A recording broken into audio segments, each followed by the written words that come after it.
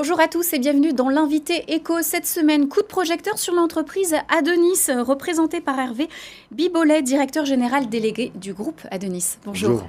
Merci de venir partager votre actualité qui est assez riche en ce moment. Alors on va rappeler les chiffres clés de cette entreprise. 20 ans d'expérience, 33 collaborateurs sur un site unique en France, tout près de Grenoble.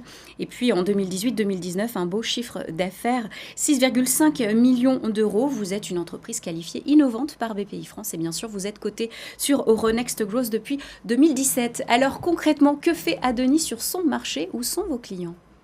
Alors Adonis est positionné sur le marché de ce qu'on appelle les objets connectés industriels.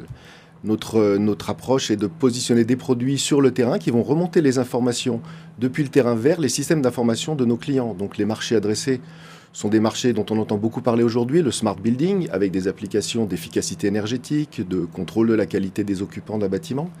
Des activités autour de smart industrie, et là on va trouver tout ce qui est contrôle du process industriel, et des activités, des positionnements de produits dans le domaine de la smart city, où on va récupérer les informations de la ville pour la rendre communicante. Alors vous êtes à Grenoble, on l'a dit, c'est vraiment le bassin de l'électrotechnique, mais où sont vos concurrents, où sont vos challenges? Alors nos challenges, on se démarque beaucoup de la concurrence parce qu'on a compris aujourd'hui qu'on ne pouvait pas positionner des produits sans positionner les services qui vont avec. On a développé une offre qui s'appelle Care+, qui permet d'accompagner nos produits dans toute leur vie pour les mettre à jour, les faire vivre. Ça, c'est un premier challenge très important pour nous. Le second, c'est qu'on s'aperçoit que dans l'IoT, on peut remonter des quantités de données gigantesques. Et on va aujourd'hui parler d'un terme assez à la mode qui s'appelle le edge computing. C'est la répartition du traitement des données sur toute une chaîne de valeur.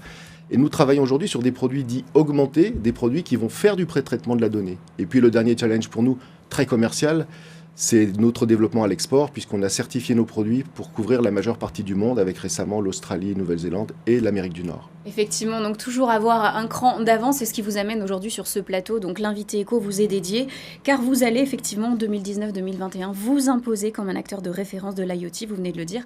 Alors avec quelle stratégie concrètement, comment ça va se passer? Alors une approche commerciale très pragmatique, on se focalise sur les grands comptes et on pousse nos produits avec la valeur ajoutée des services qu'on associe. Et puis on a cédé de l'activité Vokero, qui était une activité de système audio d'Adonis depuis longtemps.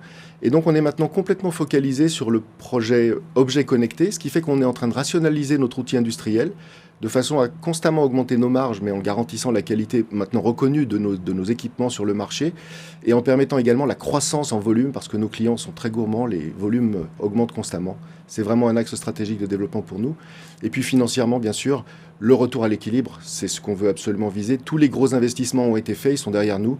Aujourd'hui, on vise un retour à l'équilibre à la fin du prochain exercice. C'est tout ce qu'on vous souhaite. Merci beaucoup d'être venu sur ce plateau. Je le rappelle, vous êtes directeur délégué du groupe Adonis. Hervé Bibolet était donc l'invité de l'invité éco. On reste connecté sur BFM Lyon et bien sûr son application. À très bientôt. Bonne semaine à tous.